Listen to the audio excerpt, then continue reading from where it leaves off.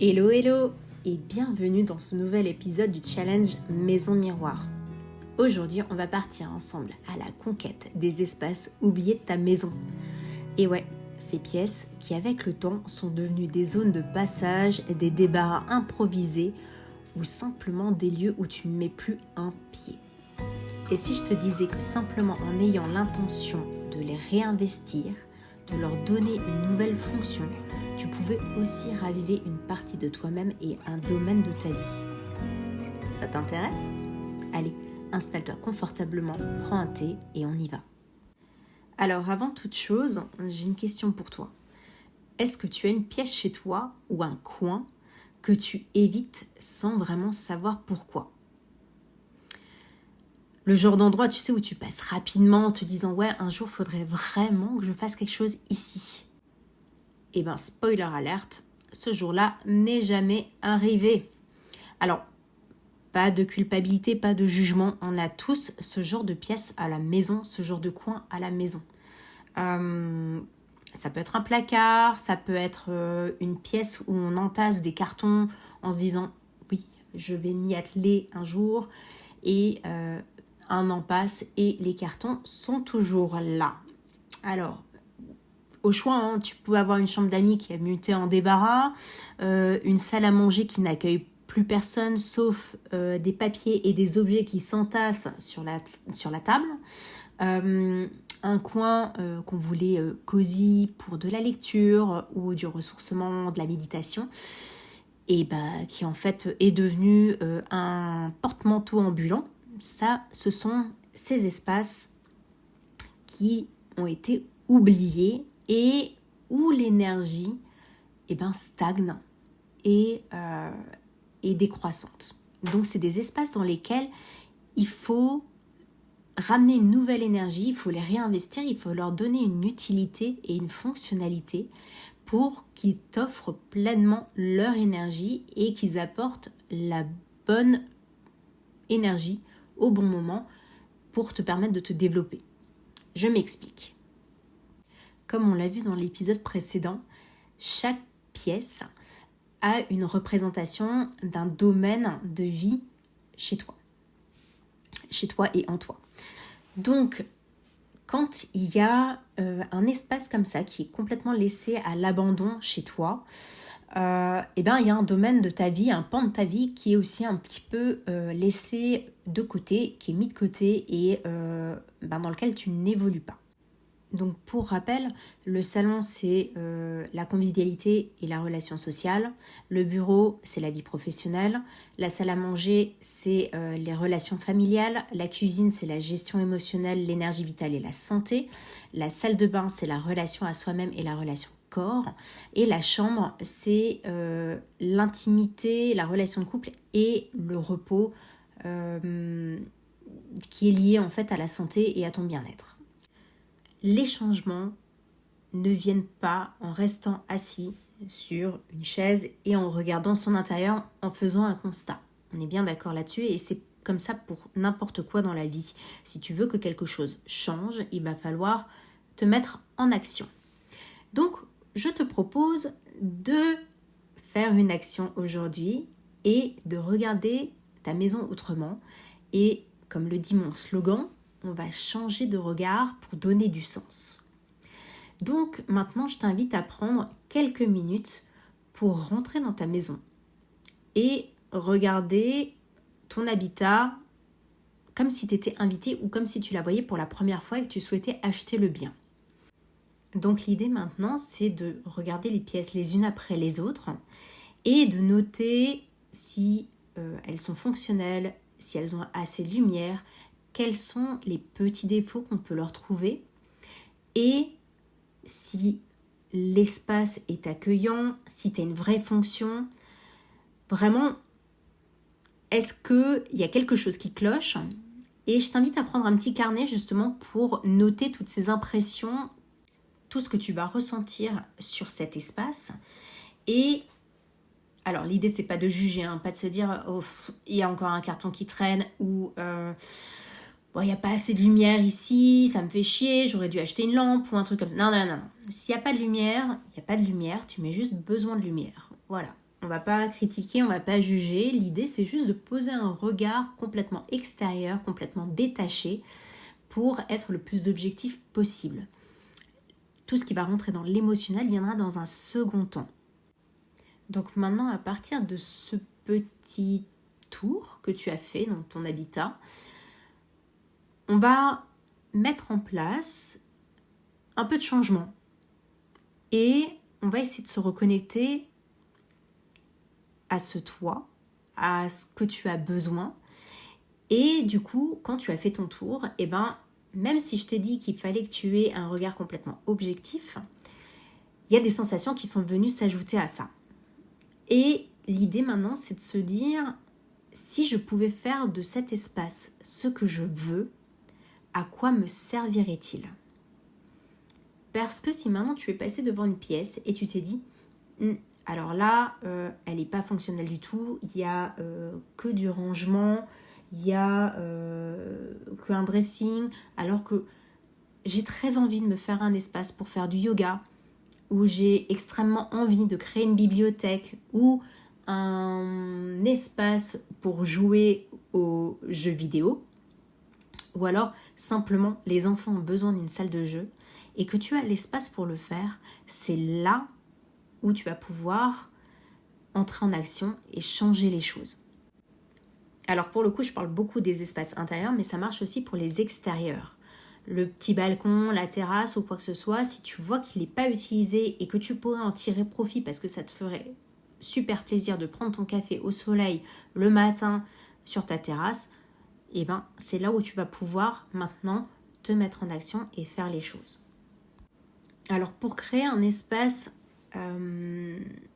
qui va apporter du changement à ta vie, t'as pas besoin de venir péter un mur ou carrément changer la salle de bain, changer les sols et tout ça et tout ça. Alors, tu peux faire de la peinture. La peinture, ça reste quelque chose qui se fait facilement. Sauf si tu as un mur, bien sûr, qui fait 35-40 mètres carrés. Là, c'est un peu plus compliqué à mettre en œuvre. Et encore, c'est le moment de se lâcher, de se faire plaisir. Si tu as vraiment envie de mettre de la couleur chez toi, et même si tu es locataire, fais-le. Parce que tu vis dans cet espace. Allez, on est 80% de son temps dans un lieu fermé. On passe 30% de sa vie dans un espace clos de son habitat. Donc, j'ai envie de te dire, si tu veux te faire plaisir et mettre de la couleur, mais vas-y. Et si, évidemment, tu es en location et que le propriétaire te dit il faut remettre à neuf après, c'est qu'un coup de peinture, mais au moins tu auras vécu les mois, les années dans cet environnement avec la couleur qui te fait plaisir. Donc, fais-le, c'est important. J'aborde pas ici tout ce qui est psychologie de la couleur parce que c'est pas la thématique de l'audio, mais c'est quelque chose qu'il faut prendre aussi en compte.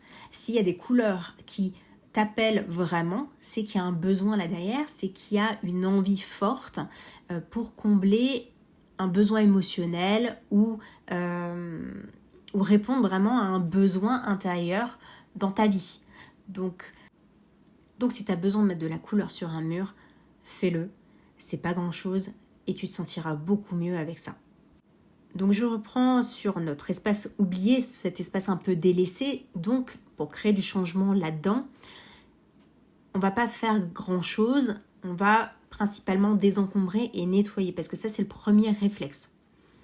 Si c'est encombré, il faut se poser la question de pourquoi est-ce qu'on l'a posé là à un moment donné et pourquoi est-ce que c'est resté stagnant.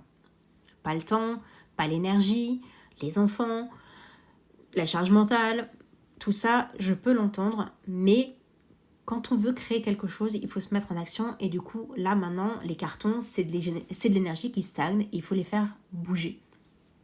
Ou alors, si vraiment tu as des armoires où tu stockes des trucs pour les autres ou pour toi, il faut se poser la question de pourquoi est-ce que tu le stockes.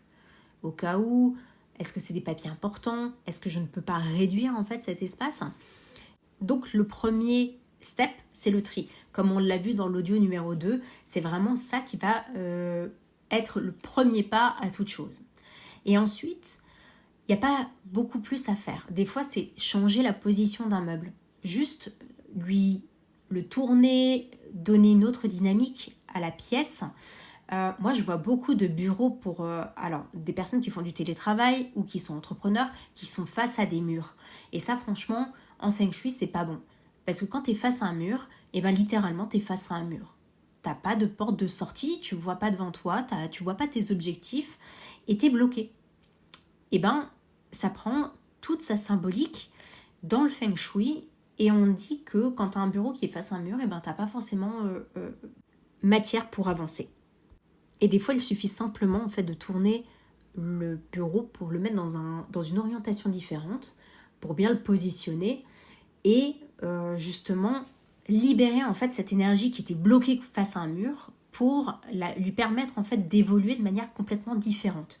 Et on ne se doute pas en fait, à quel point juste changer de place un meuble peut faire de gros changements dans sa vie. Ensuite, pour créer du changement, tu peux aussi venir changer la déco. Changer la lampe, changer les plaids, les coussins, mettre un tapis, mettre une plante. Toutes ces petites choses qui vont agrémenter en fait un espace, vont venir influer un changement d'énergie qui va être important, surtout dans l'espace dans lequel tu veux le modifier. Donc, si tu veux renouer avec une ancienne passion ou une passion nouvelle, crée-toi un coin dédié à ça pour le faire. Si tu ressens vraiment le besoin de ralentir, de te poser, installe-toi un espace détente dans ta chambre, dans ton bureau, là où tu sens en fait que tu as besoin d'avoir cet espace. Si par exemple dans ton bureau tu trouves qu'il manque de l'organisation, pose-toi la question de quel meuble il te faudrait, un meuble à tiroir, un placard. Ça peut être aussi un grand meuble sur mesure qui viendrait prendre l'ensemble d'un mur et optimise ce coin bureau que tu évites depuis des mois parce que je suis sûre qu'en parallèle de ça, tu as l'impression aussi de stagner dans ton domaine professionnel. Si tu es à la recherche d'évolution dans ta carrière ou d'augmentation ou de ce genre de choses, il faut peut-être que tu ailles voir ce qui se passe dans ton bureau à ce moment-là parce que généralement, le miroir qui se fait dans ton domaine de vie, tu le retrouves dans ton espace de vie aussi. Allez, on va partir sur le défi et le challenge du jour. Choisis un de ces endroits chez toi, un endroit que tu as laissé de côté. Observe-le avec un nouvel angle. Qu'est-ce que tu pourrais en faire ? Imagine ce que tu as envie à cet endroit-là. Que ce soit une télé avec ta console préférée, que ce soit un endroit pour méditer, un endroit pour faire du yoga, un endroit pour t'amuser avec tes enfants, un atelier créatif. Et pose une action aujourd'hui. Bouger un meuble, désencombrer, ajouter un peu de déco, ou au moins planifie-la dans le temps à 1 ou 2 semaines, parce que sinon tu vas l'oublier.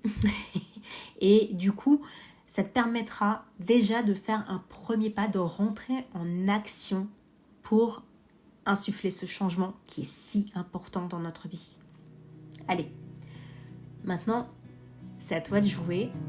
Et dis-moi ce que tu as pensé de cet audio.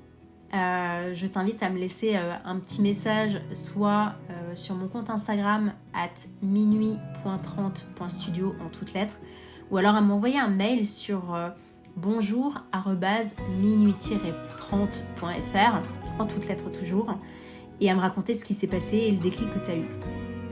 Dans le prochain audio, on va continuer notre exploration avec un focus sur les espaces qui sont déjà bien aménagés et qui t'inspirent la joie de vivre. Parce que ça aussi, c'est essentiel pour bien fonctionner. Je te donne rendez-vous dans le prochain audio. À très vite.